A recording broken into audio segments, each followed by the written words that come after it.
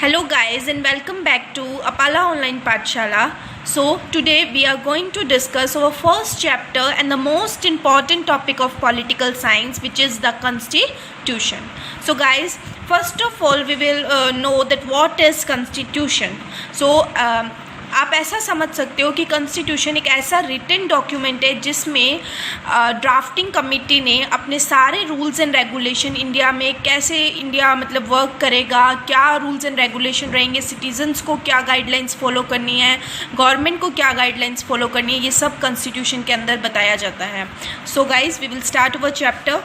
Constitution is essential for every state as it contain the guidelines for division of government कि government कितने parts में divide होगी, कौन कौन से डिपार्टमेंट होंगे, function of various government department, हर गवर्नमेंट डिपार्टमेंट का क्या क्या फंक्शन होगा, relation between government and citizen, citizen और गवर्नमेंट के बीच में क्या रिलेशन होगा, and relation between nation and citizen, nation और सिटीज़न के बीच में क्या रिलेशन होगा, and the right and duties provided to every citizen, हर एक सिटीज़न के पास कौन कौन से राइट्स हैं, कौन कौन से ड्यूटीज़ हैं.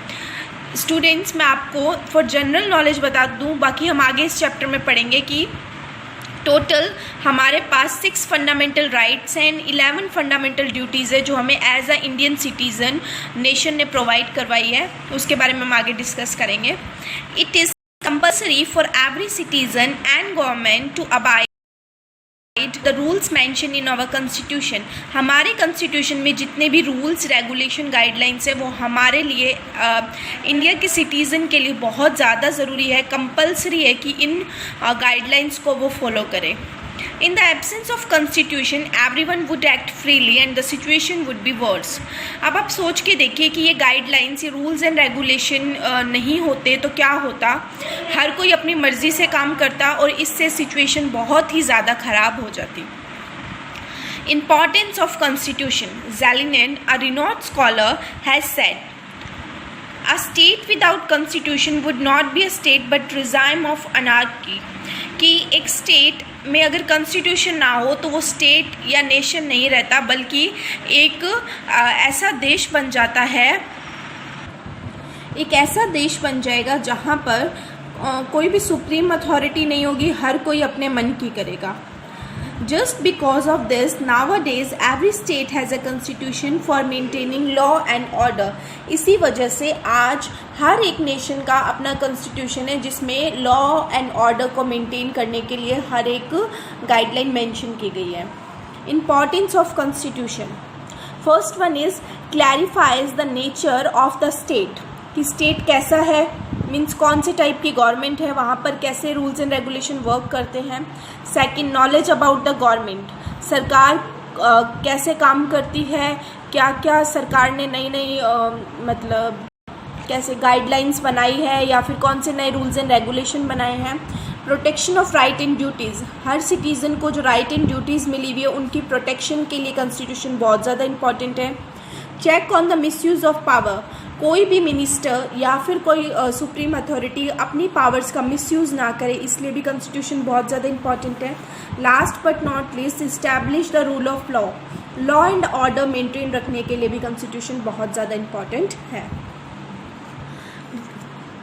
हमने हमारा कॉन्स्टिट्यूशन कब बनाया था? We made our constitution on 26 November 1949.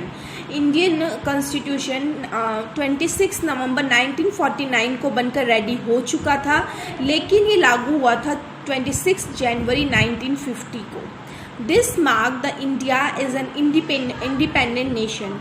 इससे हमें ये पता लगा कि अब इंडिया इंडिपेंडेंट नेशन बन चुका है. On 26 January 1930, Congress declared Purna Swaraj as the goal of Indian freedom struggle. मतलब जितनी भी आज़ादी के लिए लड़ाई हो रही थी उसके पीछे उनका जो सोलो गोल था वो था पूर्ण स्वराज, की हमें पूरी आज़ादी चाहिए. Since then, every year on 26 January we celebrated Republic Day. उसी दिन के बाद हर साल 26 जनवरी को हम हमारा रिपब्लिक डे, गणतंत्र दिवस सेलिब्रेट करते हैं. और next topic is constituent assembly.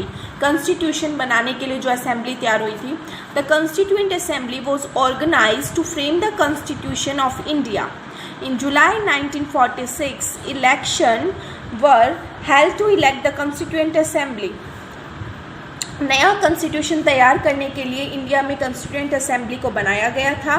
इन जुलाई 1946 में इलेक्शंस हुए थे ताकि कॉन्स्टिट्यूएंट असेंबली के जो मेंबर्स हैं उनको इलेक्ट किया जा सके। Doctor Rajendra Prasad was elected as the president of constituent assembly.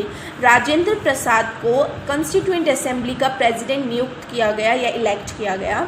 There were 389 members. उस टाइम जब कॉन्स्टिट्यूएंट असेंबली बनी थी तब उसमें 389 मेंबर्स थे, बट जब 1947 में इंडिया एंड पाकिस्तान का पार्टीशन हुआ था तब 389 से मेंबर घट के सिर्फ 308 मेंबर्स रह गए थे।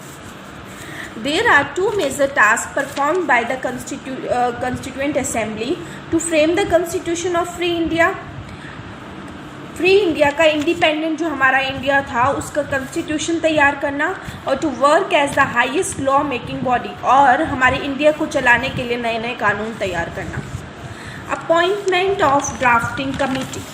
On 29th August 1947, the Constituent Assembly appointed a drafting committee. 15th अगस्त 1947 को जब इंडिपेंडेंस डे फर्स्ट सेलिब्रेट किया गया उसके 14 दिन बाद 29th अगस्त को ड्राफ्टिंग कमेटी बनाई गई। Doctor B R Ambedkar was appointed as the chairman of this committee, और इस कमिटी का चेयरमैन बनाया गया डॉक्टर बी आर अम्बेडकर को। Another important members are N Gopalaswami, Alladi Krishnaswami Ayyar, K M. Munshi and sir Syed Muhammad Saadulla. Total time taken in framing our constitution, जितना भी समय लगा वो था 2 साल 11 महीने 18 दिन, 2 years 11 month 18 days में हमारा इंडिया का कॉन्स्टिट्यूशन जो कि वर्ल्ड का बिगेस्ट कॉन्स्टिट्यूशन है वो बनकर तैयार हुआ था। Enforcement of the constitution. Till August 14, 1947 India was govern by britisher.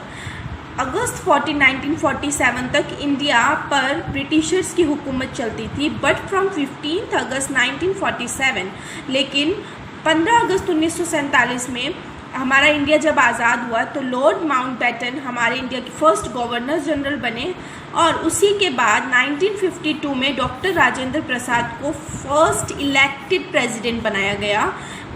Elections हुए और इलेक्शंस में जो प्रेसिडेंट इलेक्ट किए गए वो थे डॉक्टर राजेंद्र प्रसाद, और ये कब हुआ था 1952 में। So thank you guys, but I want to inform you that this is only the first video or first part of this chapter. Soon I will post the second part of this video. Till then you have to watch this video and understand it very clear. So stay home, stay happy. Bye.